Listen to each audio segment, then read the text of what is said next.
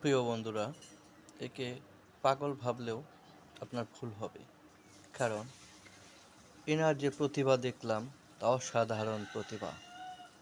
ফেলে দেওয়া রঙের ডিব্বা থেকে কুড়িয়ে নিয়ে নিজের ছবি অবয়ব আকার, দারুণ প্রচেষ্টা। কি চমৎকার প্রচেষ্টায় উনি নিজের সেই মনে হয় তার যে যৌবন বয়সের যে ছবি সেটি আঁকার প্রচেষ্টা চালিয়ে যাচ্ছেন।